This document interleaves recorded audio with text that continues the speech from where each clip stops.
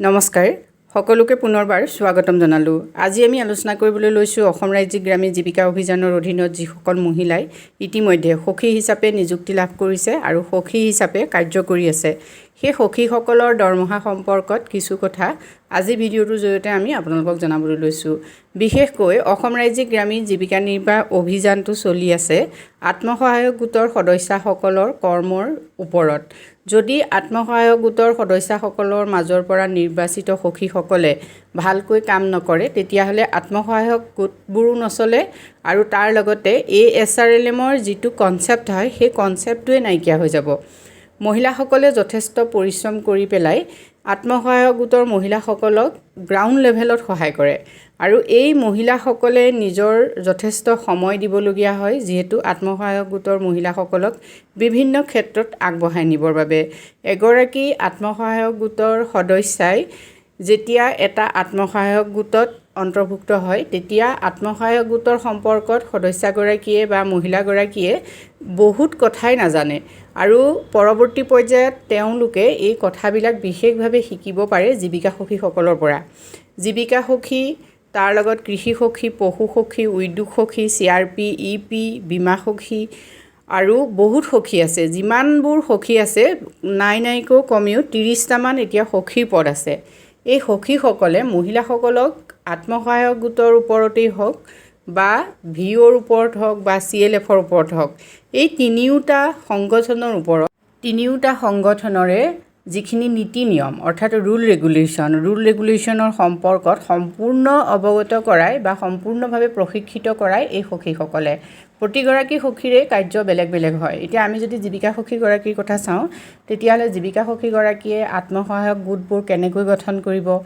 গঠন কৰাৰ যিখিনি নিয়ম বা এটা আত্মসহায়ক গোটক গ্ৰেডিং কৰাৰ ক্ষেত্ৰত এনেকুৱা ধৰণৰ বিভিন্ন কাম জীৱিকা সখীগৰাকীয়ে কৰে। জীৱিকা সখীগৰাকীৰ গুৰুত্ব যথেষ্ট বেছি হয়, তেওঁ এটা বহল পৰিসৰ সামৰি ল'বলগীয়া হয়। ইয়াৰ উপৰি আছে কৃষি সখীসকলে বিশেষকৈ আত্মসহায়ক গোটৰ সদস্যসকলক কৃষি কৰ্মৰ জৰিয়তে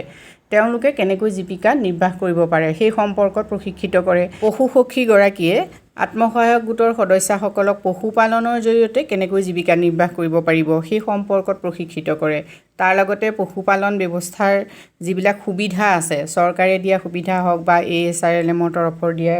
পৰা দিয়া যিখিনি সুবিধা হয়, সেই সুবিধাখিনি কেনেকৈ আত্মসহায়ক গোটৰ সদস্যসকলে গ্ৰহণ কৰি পশুপালনৰ জৰিয়তে তেওঁলোকে জীৱিকা নিৰ্বাহ কৰিব পাৰিব সেই ক্ষেত্ৰত সহায় কৰে। বেংক সখীগৰাকীয়ে আত্মসহায়ক গোটবিলাকক বিশেষকৈ বেংকত তেওঁলোকে কেনেকৈ একাউণ্ট খুলিব, বেংকিং ছেক্টৰটো তেওঁলোকে চোৱা চিতা কৰে। ঠিক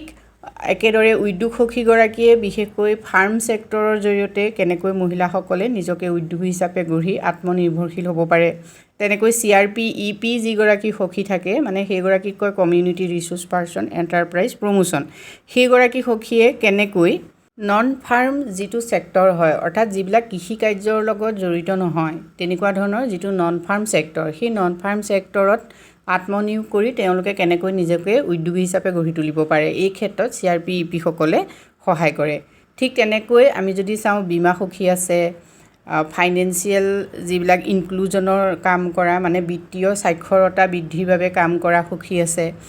আৰু বিভিন্ন সখী আছে, যিসকল সখীয়ে বিশেষকৈ মহিলাসকলক বিভিন্ন ধৰণে প্ৰশিক্ষিত কৰে আৰু ইয়াৰ মূল উদ্দেশ্য হৈছে যাতে আত্মসহায়ক গোটৰ মহিলাসকলে তেওঁলোকৰ পুঁজি নথকাৰ পাছতো তেওঁলোকে যাতে নিজকে উদ্যোগী হিচাপে গঢ়ি তুলিব পাৰে, তেওঁলোক যাতে আত্মনিৰ্ভৰশীল হ'ব পাৰে সেই ক্ষেত্ৰত সহায় কৰে। গতিকে এই সখীসকলৰ যি কৰ্ম বা তেওঁলোকৰ যিখিনি কাৰ্যাৱলী, সেই কাৰ্যাৱলীখিনিয়ে আমাৰ গ্ৰাম্য অৰ্থনীতিক সক্ৰিয় কৰাৰ ক্ষেত্ৰত বা শক্তিশালী কৰাৰ ক্ষেত্ৰত সহায় কৰে। গতিকে সখীসকলৰ গুৰুত্ব যদি আমি ভালকৈ লক্ষ্য কৰোঁ, তেতিয়াহ'লে আমি যিসকল উচ্চ পদস্থ বিষয়া বা অন্যান্য যিসকল চৰকাৰী কৰ্মচাৰী আছে তেওঁলোকতকৈ কিন্তু কম নহয়। কিন্তু ASRLMৰ জৰিয়তে এই সখী হিচাপে যিসকলক নিযুক্তি দি থকা হৈছে, সেই সখীসকলক কিন্তু কোনো ধৰণৰ দৰমহা দিয়া নহয়।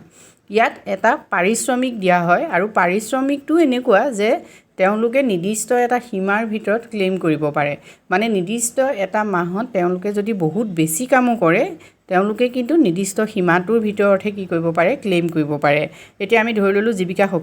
সখীসকলে যথেষ্ট দায়িত্ব পালন কৰিবলগীয়া হয় কিন্তু জীৱিকা সখীসকলে প্ৰায় 10,000 টকাৰ ভিতৰতহে ক্লেইম কৰিব পাৰে তেনেকৈ কৃষি সখী পশু সখী এওঁলোকেও 7,500 টকাৰ ভিতৰত ক্লেইম কৰিব পাৰে কোনোবাটো মাহত তেওঁলোকে কি হয় ক্লেইম কৰিম বুলি ভাবিলেও বেছি কৰিম বুলি ভাবিলেও তেওঁলোকে কৰিব নোৱাৰে যেহেতু তেওঁলোকৰ এটা নিৰ্ধাৰিত সীমা থাকে কিন্তু এই নিৰ্ধাৰিত সীমাৰ যিটো পাৰিশ্ৰমিক সেই পাৰিশ্ৰমিকটো মহিলাসকলে সময়মতে লাভ নকৰে 3-4 মাহৰ পৰা প্ৰায় 6 মাহলৈকে মহিলাসকলে নিজৰ যিটো পাৰিশ্ৰমিক সেইটো লাভ নকৰে এতিয়া বিনা পইচাই এগৰাকী মহিলাই নিজৰ সময়খিনি কেনেকৈ দিব হেতু এএসআৰএলএমৰ যিসকল বিষয়ববীয়া আছে তেখেতসকলো চিন্তা কৰা উচিত যেহেতু যিসকল বিষয়ববীয়া বা চৰকাৰী কৰ্মচাৰী সকলোৱে নিৰ্দিষ্ট সময় দৰমহা পায় কেতিয়াবা 2-3 দিন ইফাল সিফাল হ'ব পাৰে হেতু স্বাভাৱিক কথা কিন্তু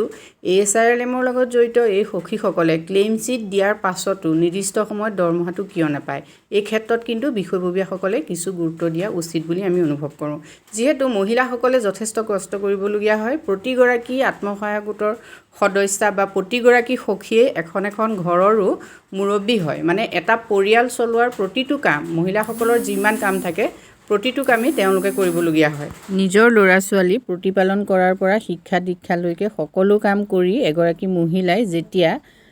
এএসআৰএলএমৰ পৰা দিয়া যিখিনি দায়িত্ব সেই দায়িত্বখিনি পালন কৰিবলৈ ঘৰৰ পৰা ওলাই যায় তেতিয়া মহিলাগৰাকীয়ে নিশ্চয় কিবা এটা আশা কৰিবই বা মহিলাগৰাকীৰ পৰিয়ালটোৱেও তাৰ বাবে স্যাক্ৰিফাইচ কৰিবলগীয়া হয় কিন্তু ইমান কষ্ট কৰাৰ পাছতো মহিলাসকলে যদি সময়মতে তেওঁলোকৰ সেই মিনিমাম যিটো পাৰিশ্ৰমিক সেইটোও নাপায় তেতিয়াহ'লে মহিলাগৰাকীয়ে কাম কৰাৰ বাবে কেনেকৈ উৎসাহ অনুভৱ কৰিব বা পৰিয়ালটোৱে মহিলাগৰাকীক এই কামখিনি কৰিবৰ বাবে কেনেকৈ আগবঢ়াই দিব গতিকে এই ক্ষেত্ৰত এএসআৰএলএমৰ যিসকল দায়িত্বত থাকে বিশেষকৈ সখীসকলক পাৰিশ্ৰমিক দিয়াৰ ক্ষেত্ৰত যিসকলে দায়িত্ব পালন কৰে সেই দায়িত্ব পালন কৰা যিসকল ব্যক্তি তেখেতসকল কিন্তু অকণমান সচেতন হোৱাটো ভাল যেহেতু মানৱীয়তাৰ খাতিৰতো তেখেতসকলে মহিলাসকলক সময়মতে পাৰিশ্ৰমিকটো দিব লাগে আমি এটা কথা ভাবোঁ যে মহিলাসকলক যেতিয়া এনেকৈ নিযুক্তি দিয়া হয় আৰু মহিলাসকলৰ দ্বাৰাই যেতিয়া কামখিনি কৰা হয় মহিলাসকলক আচলতে ফিক্স পে'মেণ্টেই কৰিব লাগে সেই ফিক্সটো এতিয়া যিটো দি আছে সেইটোৱে যদি দিয়ে তেতিয়াও কোনো কথা নাই কিন্তু সেইটো ফিক্সড হ'ব লাগে প্ৰায়বিলাক মহিলাই দেখা যায় যে ক্লেইম যদি তেওঁলোকে ছাবমিট কৰিব নোৱাৰে তেতিয়াহ'লে তেওঁলোকে কোনোবা এটা মাহত একেবাৰে নিম্নতম কিবা এটা পাৰিশ্ৰমিক পায় যিটোৱে তেওঁ কাম কৰাৰ যিটো উৎসাহ সেইটো নথকা হৈ যায় ইয়াৰ লগতে মহিলাসকলে যিটো স্কুটি পোৱাৰ কথা আছিলে বহুতো মহিলাই বা বহুতো সখীয়ে এতিয়াও স্কুটি লাভ কৰা নাই চৰকাৰে যেহেতু পৰ্যায়ক্ৰমে মহিলাসকলক স্কুটি প্ৰদান কৰিছে যাতে গাঁও অঞ্চলৰ যিবিলাক একেবাৰে পিছপৰা অঞ্চল আছে যিবিলাকলৈ মহিলাসকল যাব নোৱাৰে সেইবিলাকলৈ যাতে তেওঁলোকে স্কুটি লৈ গৈ হ'লেও কাম কৰিব পাৰে এতিয়া বহুতো মহিলাই স্কুটি এতিয়ালৈকে লাভ কৰা নাই এতিয়ালৈকে কেইবাখনো লিষ্ট ইতিমধ্যে স্কুটিৰ বাবে নিছে বাৰে বাৰে তেওঁলোকৰ নাম নিছে কিন্তু চৰকাৰে ঘোষণা কৰাৰ পাছতো এতিয়ালৈকে স্কুটি প্ৰদানৰ কোনো ধৰণৰ ডেট বা নতুন আপডেট মহিলাসকলে লাভ কৰা নাই এই ক্ষেত্ৰত চৰকাৰেও ভাবো গুৰুত্ব দিব লাগে যেহেতু মহিলাসকলে স্কুটিখন লাভ কৰিলে তেওঁলোকে আৰু বহুত কাম কৰিব পাৰে যি কি নহওক অসম ৰাজ্যিক গ্ৰামীণ জীৱিকা অভিযানৰ মূল লক্ষ্য আৰু উদ্দেশ্যই হৈছে মহিলা সবলীকৰণ মহিলাসকলক সবলীকৰণ কৰিবৰ বাবে এই সখীসকলক যেহেতু নিযুক্তি দিয়া হৈছে বা এএসআৰএলএমৰ এই গোটেই সেটআপটো হৈছে মহিলা সবলীকৰণৰ ক্ষেত্ৰত আৰু মহিলা সবলীকৰণৰ জৰিয়তে যাতে গ্ৰাম্য অৰ্থনীতি শক্তিশালী কৰিব পাৰে এই ক্ষেত্ৰত যেহেতু এএসআৰএলএমে কাম কৰি আছে গতিকে যদি মহিলাসকলকে ইয়াত গুৰুত্ব দিয়া নহয় তেতিয়াহ'লে মহিলা সবলীকৰণ কেনেকৈ হ'ব আমি ভাবোঁ সেইবাবে এএসআৰএলএমৰ যিসকল বিষয়ববীয়া আছে বা কৰ্মচাৰী আছে বা চৰকাৰ সকলোৱে মহিলাসকলৰ বাবে বিশেষকৈ চিন্তা কৰা উচিত আজি ভিডিঅ'টোৰ জৰিয়তে আমি এইখিনি কথা আপোনালোকৰ বাবে আগবঢ়াইছোঁ যদি আপোনালোকে ভিডিঅ'টো ভাল পায় তেতিয়াহ'লে শ্বেয়াৰ কৰিব আৰু আপোনালোকে কোনোবাই এনেকুৱা ধৰণৰ সমস্যাত পৰি আছে নেকি যদি পৰি আছে কমেণ্ট কৰি জনাবলৈ নাপাহৰিব আজিলৈ মানে ধন্যবাদ